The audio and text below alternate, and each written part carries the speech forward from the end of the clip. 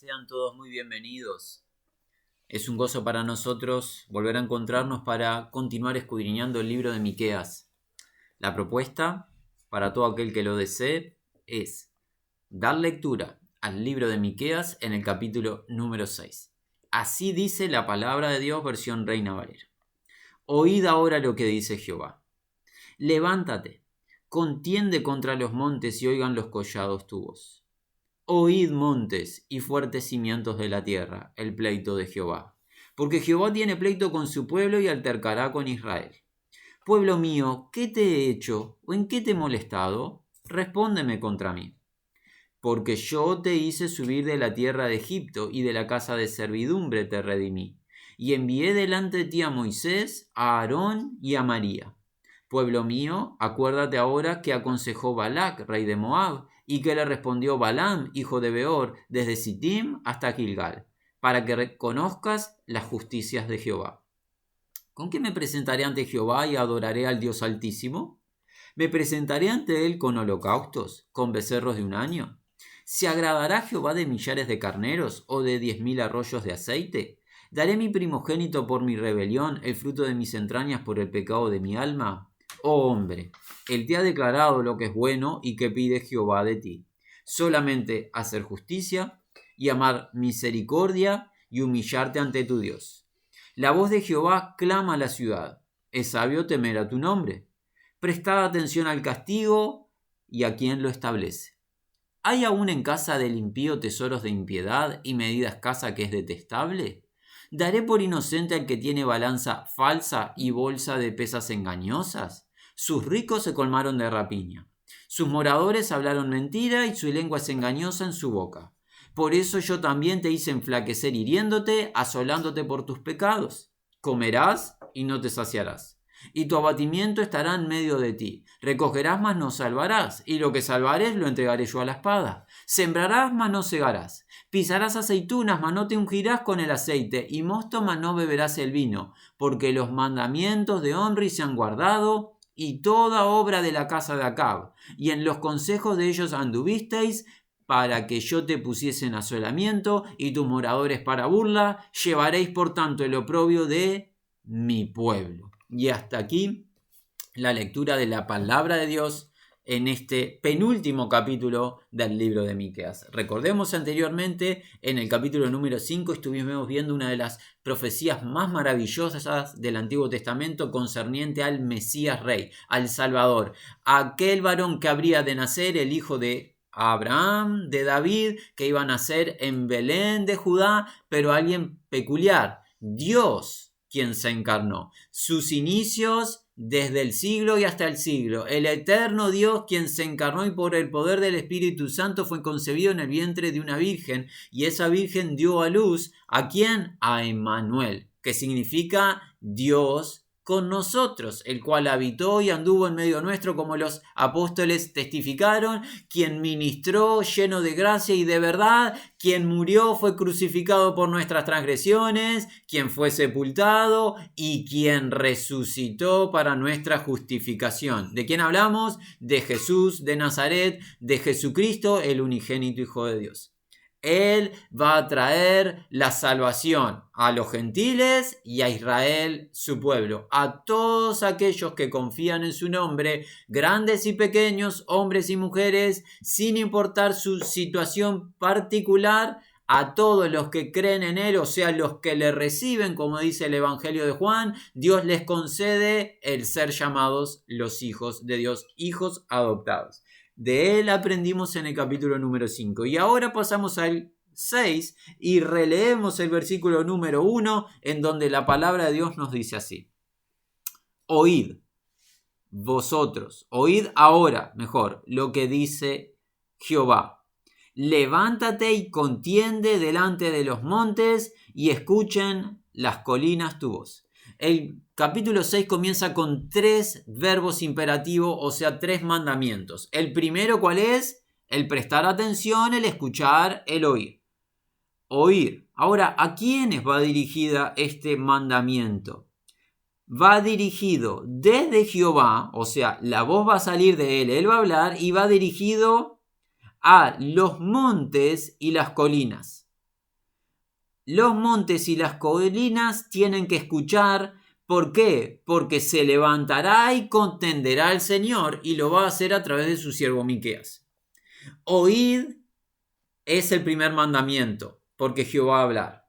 El segundo es que se levante y que contienda, el Señor a través de Miqueas. Y quienes deben escuchar son las colinas y los montes. Esto que parece ser algo que nos llama la atención, que la creación escuche, no debería ser así. Porque lo vemos desde, por ejemplo, los días de Moisés. Moisés citaba como testigos a la creación de lo que le hablaba Israel. Él citaba, Moisés, siervo del Señor, a la creación de ¿qué? De que si Israel andaban los mandamientos del Señor iba a haber bendición, y si Israel, Jacob, desobedecía a Dios, vendría la maldición sobre el pueblo. La creación era testigo. Un contemporáneo a Miqueas, quien es Isaías, hace lo mismo en su libro. Cita a Dios a la creación como testigo. Esta creación va a ser testigo de algo. Versículo 2. Nuevamente el imperativo oír. Escuchen, presten atención. Oíd vosotros montes. ¿Qué tienen que oír los montes? La disputa o el pleito de Jehová. Jehová está en conflicto. Jehová, el Dios que todo lo trasciende, el eterno ser, el único Dios vivo y verdadero, quien no hay otro como él. ¿Se acuerdan? Miqueas significa eso. ¿Quién como el Señor? Ninguno, ningún ídolo, son toda imaginación, vanidad, disolución. Jehová es el único Dios. Él disputa o tiene pleito. Vosotros, perpetuos fundamentos de la tierra. O sea, la voz llega a los cimientos de la tierra. La tierra que permanece desde que Dios la creó y todas las cosas siguen unidas por la voluntad de Dios. Escuchen este pleito. ¿Con quién es el pleito de Jehová? Jehová disputa, tiene pleito contra su pueblo y con Israel juzgará, decidirá o reprobará. El pleito del Señor es con su pueblo.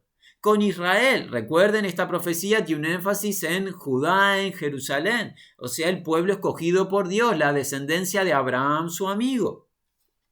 Esta disputa de Dios es para con su pueblo, y ahora Dios va a dirigirse a su pueblo, y la creación es el testigo en esta asamblea que estamos como imaginando. A ver qué le va a decir a su pueblo. Dice así: mi pueblo. Es interesante.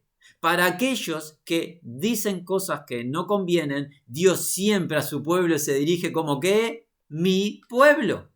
Nosotros no deberíamos intentar poner palabras en la boca de Dios. No hace falta. Dios es muy capaz para hablar por sí. Nosotros como criaturas tenemos que escuchar lo que Dios dice, escuchar, leer, que son sinónimos. En este caso, si tú tienes la escritura, estás leyendo, o si no puedes, lo estás escuchando recitado por un hermano. Pero no importa, escuchar, leer lo que Dios dice. Dios tiene capacidad para hablar por sí. Dios llama a Israel su pueblo. Y lo que Dios dice no contradiga al hombre.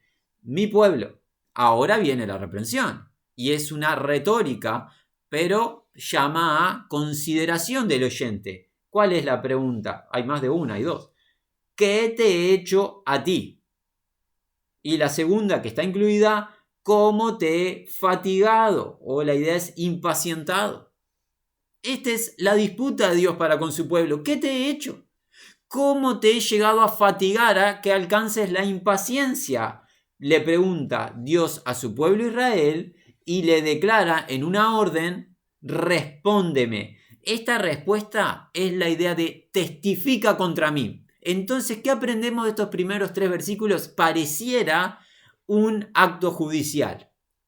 Dios se presenta como el juez y el que declara la situación. La creación está atestiguando todo lo que está sucediendo y ahora pasa a ser citado Israel para que presente respuesta, declaración de sus actos. Y lo que tiene que declarar Israel, la razón por la cual Dios lo fatigó.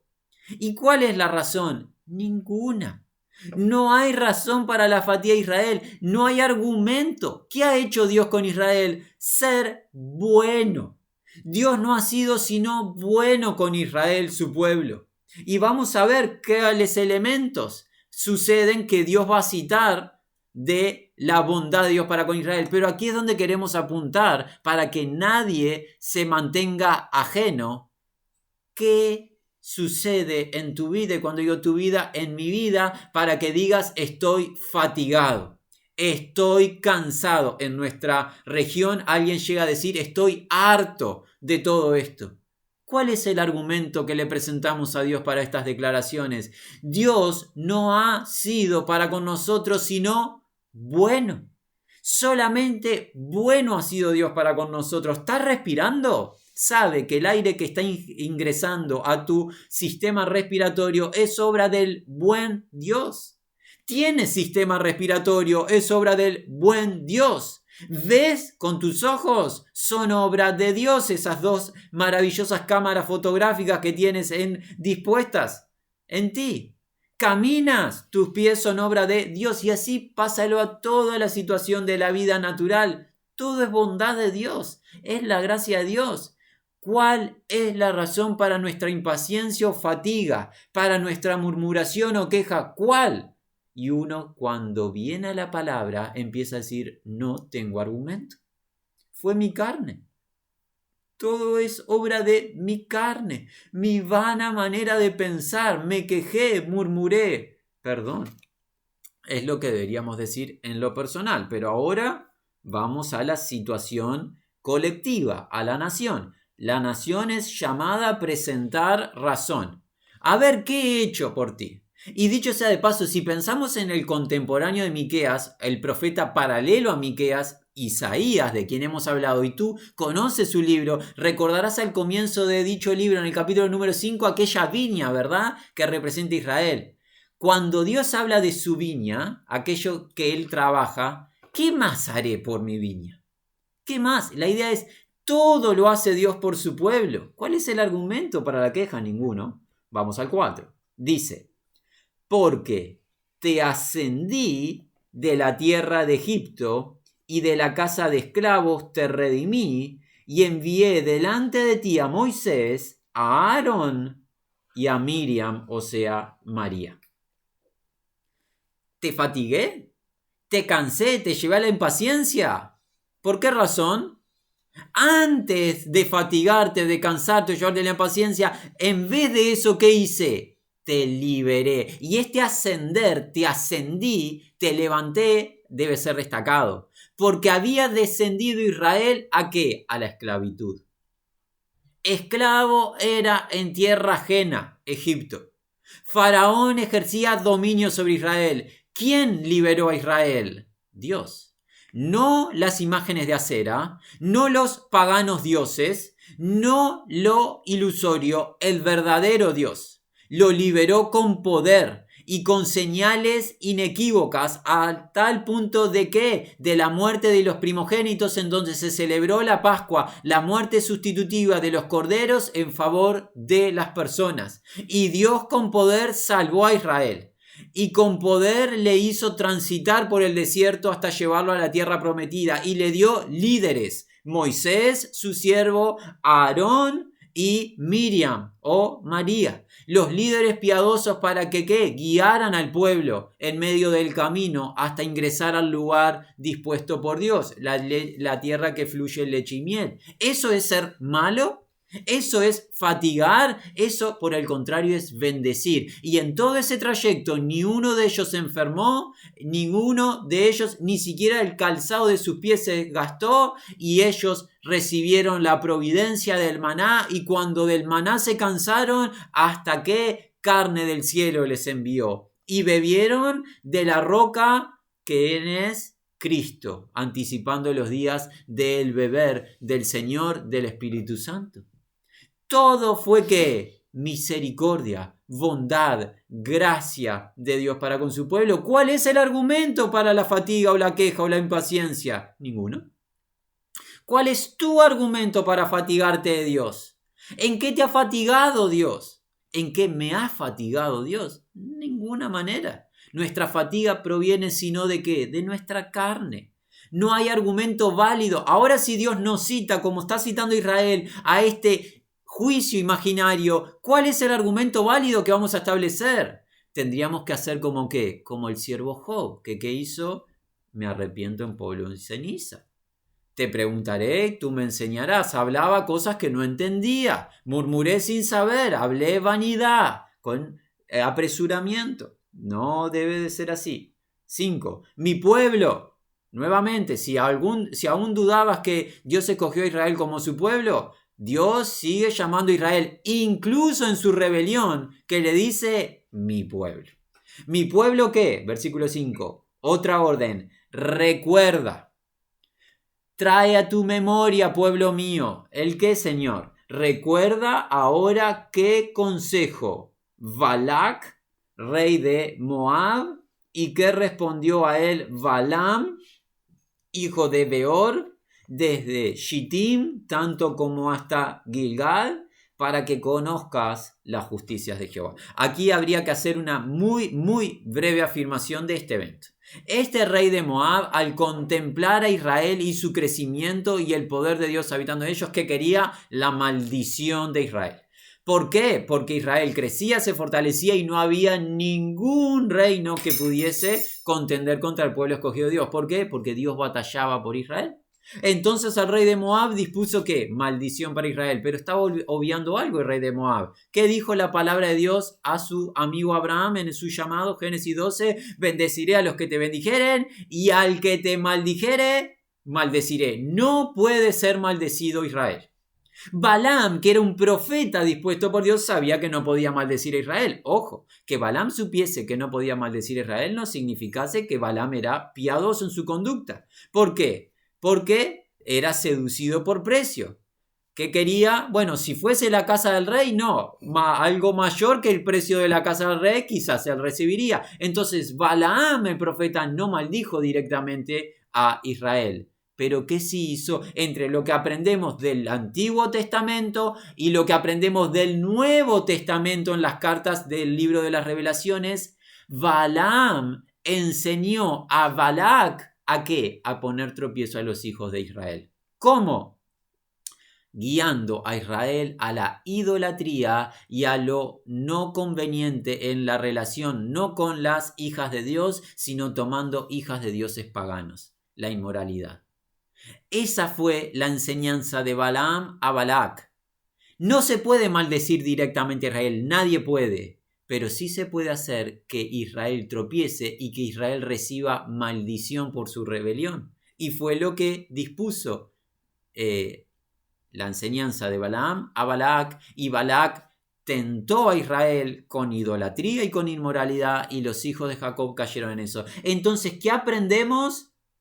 Dios no maldice a su pueblo por capricho o porque Dios hoy está enojado, sin sentido. Dios jamás va a maldecir a su pueblo porque Dios ama a su pueblo, pero sí su pueblo puede recibir maldición por su propia rebelión.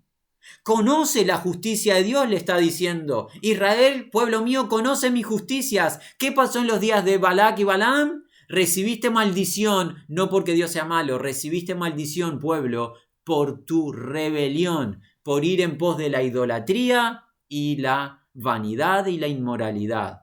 Esto va a ser importante en este contexto, sobre todo a partir del versículo 10, cuando veamos nuevamente la conducta. Recordemos, estamos en un libro en el cual hay idolatría en el pueblo y el pueblo ya ha sido advertido que se va a ir en ¿qué? Cautiverio. Viene a Siria para tomar el reino del norte, llegará a Babilonia para tomar el reino del sur, va en cautiverio el pueblo.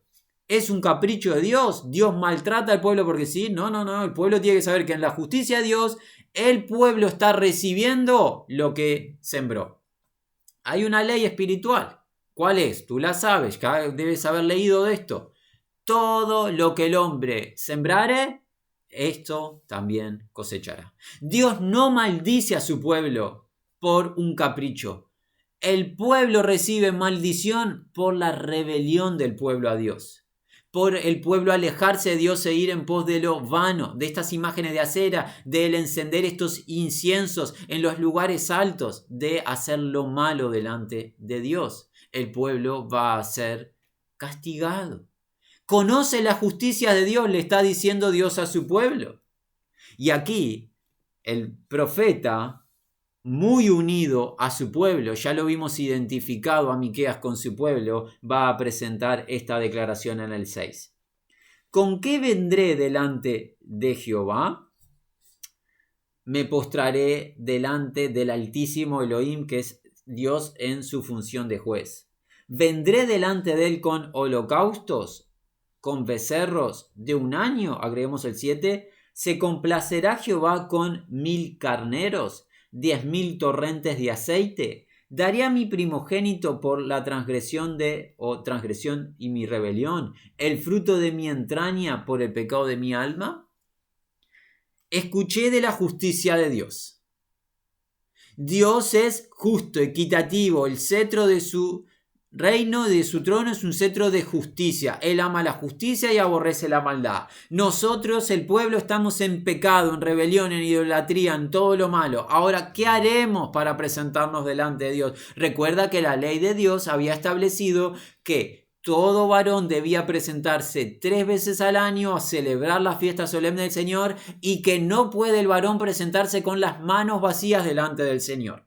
¿Con qué entonces me presento? Y aquí va a haber una cita de las cosas con la que imagina el hombre que se va a presentar como para apaciguar o para estar en reconciliación con Dios. A ver cuáles cosas pueden ser. Y delante del Señor me voy a postrar ante Él con holocaustos, con los becerros adecuados de un año sin defecto, o quizás también le lleve al Señor carneros, 1.000.000 de ellos, o quizás 10.000 torrentes de aceite, el aceite adecuado en abundancia, o hasta llegaré a dar ¿qué? Hasta mi propio hijo, mi primogénito. Siempre primogénito es el seleccionado. Lo voy a dar por toda mi mal, por todo mi pecado. ¿Eso me pide Dios?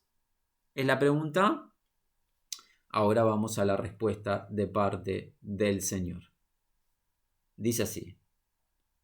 8. Él ha declarado a ti, hombre, qué bueno, o qué es lo bueno, es la idea. Y qué Jehová requiere, qué está buscando de ti.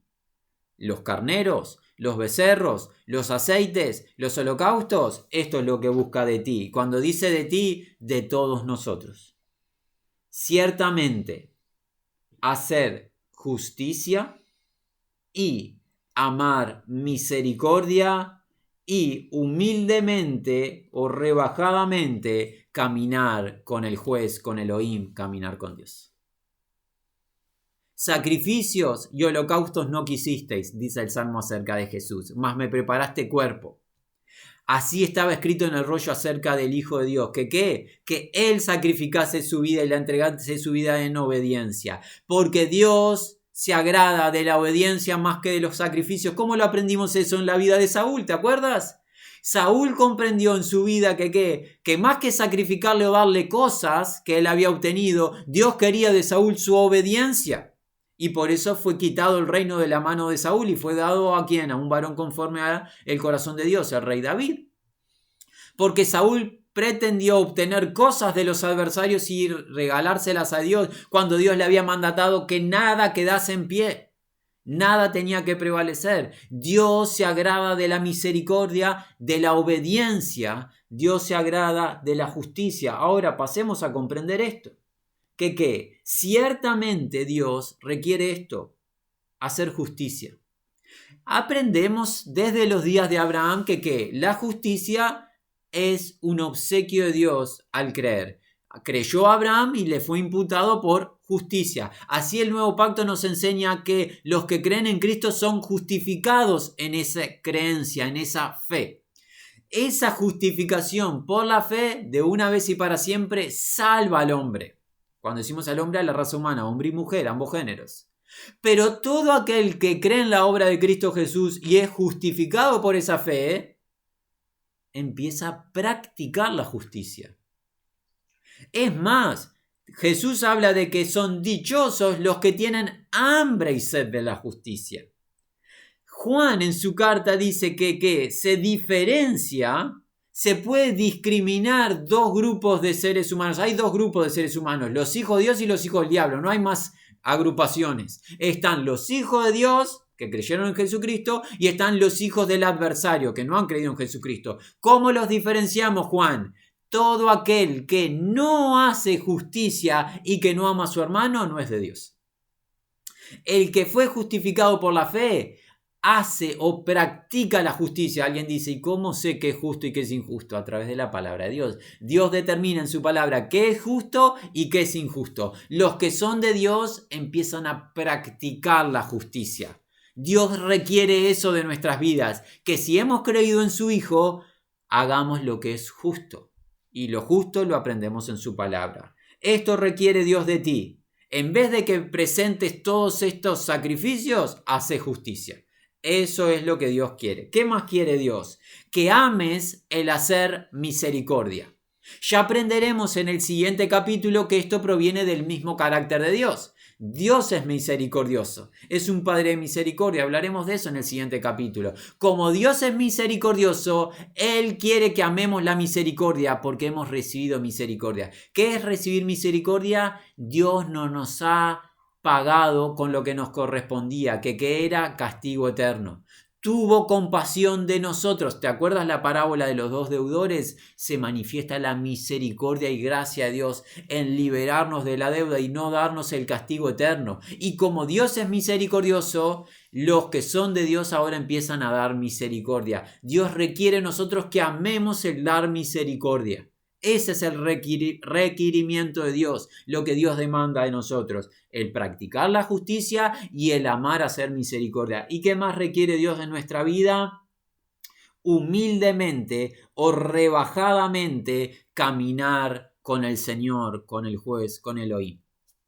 ¿Cómo he de caminar rebajadamente con Dios humildemente en un mundo que lo único que hace es pretender exaltar al ser humano? ¿Cómo? Bueno, cuando uno empieza a considerar, ninguno tenga consideración de sí más que la de que debe tener, sino que piense de sí con cordura. ¿Qué tienes? Dice Pablo, que no hayas recibido. Si lo has recibido, ¿por qué te jactas? Jacobo dice en su libro que ¿qué? Toda buena dádiva, todo buen don, ¿viene de dónde? De arriba desciende el Padre de las luces. Si todo buen don o toda buena dádiva, todo lo bueno vino de arriba, ¿qué argumento tengo para estar en jactancia? Ninguno. Nada bueno hay que provenga de mí. Y cuando digo de mí, también de ti. Nada bueno hay en nosotros sino lo que hemos recibido del Padre bueno. Por ende, la jactancia es vana o vacía, sin argumento. Hay que pensar cada uno con una consideración rebajada, humilde, y en especial uno será rebajado cuando considera a Jesús el Dios eterno, quien se encarnó. ¿Y qué dice el libro de Filipenses? Que se humilló a sí mismo hasta la muerte y muerte de cruz. Haya pues en vosotros este sentir que hubo también en Cristo Jesús, el cual siendo en forma de Dios no estimó el ser igual a Dios como cosa que aferrarse, sino que ¿qué hizo? Se despojó a sí mismo, haciéndose obediente hasta la muerte y muerte de cruz. Cuando uno contempla que Jesús es el Dios eterno, Dios el Hijo, que se despojó de su gloria eterna para venir en forma de siervo sufriente a esta tierra, ya no le debería quedar a uno espacio para la jactancia, sino que voy a empezar a andar rebajado, voy a caminar rebajado con mi Dios. Él es Dios y yo soy barro, vasija en sus manos que Él va a moldear. Esto pide Dios. Que hagas justicia, que ames el hacer misericordia y que camines de manera rebajada, humillada delante de Dios. Maravillosa la demanda de Dios. Él lo ha declarado. Él te ha hecho conocer lo que quiere de ti. Él te lo está diciendo. Y todo esto es a través de la fe en Cristo Jesús. Dice el 9. La voz de Jehová a la ciudad clama. Y sabiduría es que reverenciar es temer tu nombre. Oigan la vara y quien lo establece. La voz de Jehová sale en la ciudad. ¿Y cómo sale? A través de su siervo Miqueas. ¿Y qué es lo sabio o lo inteligente? Es sabio reverenciar o temer el nombre del Señor. Así comienza el libro de los Proverbios, ¿se acuerdan? Que el principio de la sabiduría es el temor de Jehová. ¿Y qué es temer a Dios? Que trae esta sabiduría, aborrecer el mal. Es lo que enseña el libro de Proverbios por el capítulo número 8. Temer a Jehová es aborrecer el mal. Es cuando uno prioriza la voluntad de Dios y deja su propia voluntad, sus designios, los designios de su carne. Eso es sabio. En este caso va a ser sabiduría para el pueblo. Que deje de hacer sus designios, ir en pos de lo vano, lo idólatra, y que tema reverencia a Dios. Y que haga algo, que tema la vara, que es el castigo, y ¿quién lo establece? ¿Quién lo establece? Aquel que va a liderar a las naciones con vara de hierro, Jesús el Cristo, cuando retorne. Ahora alguien dirá, y es una pregunta que puede ser válida, el Señor se nota aquí como que estricto con su pueblo, el cual él ama. ¿Qué pasa? Esta vara, este castigo, en particular el cautiverio, no es capricho, ya lo dijimos, es la justicia de Dios. ¿Por qué razón? El pecado. ¿Cuál pecado? A partir del 10. Aún hay en la casa del inicuo tesoros de iniquidad y medida corta, que es abominación. El pueblo está errante. Y el Dios que todo lo escudriña y todo lo ve, sabe qué está pasando. ¿Y qué está pasando? Hay tesoros de iniquidad. No son tesoros que Dios proveyó, riquezas que Dios bendijo. Son riquezas que se obtuvieron a través del mal, con medidas cortas, lo cual para Dios es abominación. Recuerda, hay cosas que al hombre le son agradables, pero para Dios son abominación. Y esto es la avaricia. ¿Cómo sabemos que aquí hay avaricia? Cuando no se nombra esa palabra, sabemos que hay avaricia porque se está actuando de manera ilegítima. Para enriquecerse estos prójimos, están utilizando medidas cortas, que son medidas de injusticia. Medidas cortas y ¿qué más? Balanzas impías. ¿Cómo lo sabemos? Por el 11. Contaré, y este es el Señor, contaré o consideraré limpio, puro, al que con balanza impía y con bolsa de piedras son pesas, de engaño. Para obtener estas riquezas, estos individuos que han hecho tienen balanzas impías. ¿Qué son esas balanzas impías? Son balanzas que no dan el peso exacto. Recuerda, en la comercialización del mundo pasado, en el presente también es así.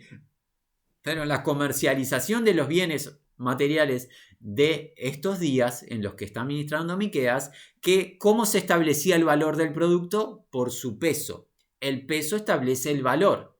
Si al producto no se le determina el peso real, sino que se le da un peso mayor al que realmente tiene el producto, la ganancia del que está vendiendo será superior a la que merece. No merece ganar X cantidad de dinero como va a ganar, sino que debía ganar menos, porque el producto pesaba menos, pero la balanza es impía. Es una balanza corrupta, es una balanza alterada y Dios lo ve. ¿Qué ve? Que hay avaricia en su pueblo. Y recuerda, la avaricia es idolatría en el nuevo pacto. Es ir en pos de que los bienes materiales, postrarse ante ellos en vez de postrarnos ante Dios. Dios esto lo aborrece, es una abominación, lo ofende. Es por eso que viene el cautiverio. El cautiverio no es capricho de Dios, no es que Dios hoy está enojado porque sí, Dios no actúa así, Dios no es como nosotros que somos inestables, Dios es justo. Y aquí hay una conducta mala, que son balanzas impías y bolsas con pesas. Estas piedras son pesas de engaño. En nuestros días pasa lo mismo en el sistema comercial. Hay engaño en el sistema comercial. Bienes que se venden a un precio injusto. ¿Para qué? Para enriquecimiento de los comerciantes en vez de vender a precio justo, lo que corresponde. ¿Cómo sigue? 12. Porque sus ricos, los ricos del pueblo, se llenaron de violencia, que es crueldad, y sus habitantes han hablado mentira y sus lenguas son engañosas en su boca. Sus ricos no se enriquecieron haciendo lo justo, sino que se enriquecieron siendo crueles con su prójimo, trajeron violencia a su prójimo, causaron el mal, usaron su poder ¿para qué? Para dañar al prójimo. ¿Y qué dice la ley de Dios? ¿Cómo se resume? Amarás al Señor tu Dios con todo tu corazón, alma, mente y fuerza, y a tu prójimo como a ti mismo. Es exactamente lo contrario a la práctica aquí. En vez de amar al prójimo como a sí mismo, están menospreciando al prójimo, maltratándolo y sacando provecho de él a la fuerza. Por fuerza están obteniendo sus riquezas, por crueldad, por violencia. ¿Qué más hacen los habitantes del pueblo? Mienten, hablan la mentira, que está prohibido por la ley de Dios. El Dios es el Dios de la verdad y quiere que hablemos verdad cada uno con su prójimo. En cambio, la palabra del pueblo es una palabra de engaño, de mentira. La lengua es engañosa. ¿Recuerda algo? Que toda palabra ociosa que hablemos los hombres, de ella vamos a dar cuenta en el día de juicio. Y la mentira es una palabra ociosa, es una palabra impía y vamos a rendir cuenta de ello. Todo esta es la conducta mala, trae consecuencias. Por tanto, por tanto denota que viene una conclusión a todo lo desarrollado de parte del pueblo. Por tanto, también yo te debilitaré hiriéndote, asolándote acorde a tus pecados. Ahora es cuando retomamos y recordamos la cita de Balaam y Balac. ¿Por qué vino el castigo al pueblo? Por la maldición, no maldición que Dios envió porque sí, sino la maldición por la rebelión del pueblo, yendo en pos de los ídolos y realizando actos de inmoralidad con hijas de dioses paganos. Ahora Dios no va a castigar al pueblo porque sí, Dios va a castigar al pueblo por el pecado del pueblo. ¿Y cuál es el castigo? Debilitar al pueblo, herir al pueblo. Acorde a los pecados del pueblo le va a asolar, o sea, viene cautiverio. ¿Qué va a traer consigo esto? Tú comerás, pero no te saciarás, y hambruna en tu medio o en medio de ti, y removerás, pero no salvarás o no guardarás, y lo que vayas a salvar, lo que salvares, a espada lo daré. Por ende, nada de la experiencia que Dios había dispuesto en la tierra prometida va a ser realidad para el pueblo. No va a disfrutar de la leche y miel que fluye en la tierra, no va a disfrutar de la tierra en sí porque se va a ir en cautiverio, sino que va a padecer. Uno puede comer, pero no quedar satisfecho. Porque cuando el Señor no estamos en comunión con Él, no hay nada que nos sacie. Quedamos vacíos, te puedes llenar de esto, de aquello, entrar, salir, comprar o vender, pero estás vacío sin Cristo, porque en Cristo estamos completos. Cuando nos rebelamos y nos apartamos de Dios en nuestros pecados, comes, compras, vendes, guardas y estás vacío, no retienes. No se puede retener nada sin Cristo, no podemos disfrutar de la vida sin Cristo. Él vino a darnos vida abundante, pero sin Él, en nuestros pecados, la vida es una miseria. Versículo 15. Tú sembrarás, pero no segarás. Tú pisarás los olivos, pero el resultado de pisar los olivos, que es obtener aceite, con ese aceite no te ungirás. Y el mosto acerca de la vid, pero el vino no beberás. Recuerdan las escrituras que el vino trae corazón al hombre. No estamos hablando de la embriaguez, sino el fruto de la vid es para la alegría del corazón del hombre. Si no va a beber el vino, no va a tener alegría en su corazón. No se va a ungir con aceite, no va a tener alegría en su corazón, no va a cosechar lo que sembró. ¿Por qué tanto mal? Por el pecado, por la rebelión, por la idolatría, por el engaño, por la avaricia, por la mentira, por la falsedad. Hay consecuencias de andar de manera injusta. Versículo 16, y este es el último versículo de nuestro encuentro, con la anticipación de que va a llegar la restauración final. Porque tú dirás, qué triste es culminar un capítulo de esta manera, pero Dios siempre nos da esperanza. Para eso te invitamos a que nos acompañe la semana que viene. Pero no podemos obviar la palabra de Dios. La palabra de Dios es lo que es. Y el capítulo 6 se escribió como se escribió. ¿Qué dice el capítulo 6 en su final, versículo 16? Porque se han guardado los estatutos, que son ordenanzas, la idea son mandamientos, de Omri, y toda la obra de la casa de Ahab, para que ponga o haga de ti desolación, que es desperdicio, y tus habitantes un silbido, por tanto el reproche de mi pueblo llevaréis. Nuevamente hay que hacer una muy breve afirmación de citas del libro de Primera de Reyes en el capítulo 16, también la idea de Segunda de Reyes. ¿Quién son estos hombres? Bueno, estos son reyes. El primero, Omri, y ¿quién más? Su hijo Acab o Ahab. ¿Quién es este hombre, este rey? Omri, un rey que hizo lo malo delante del Señor.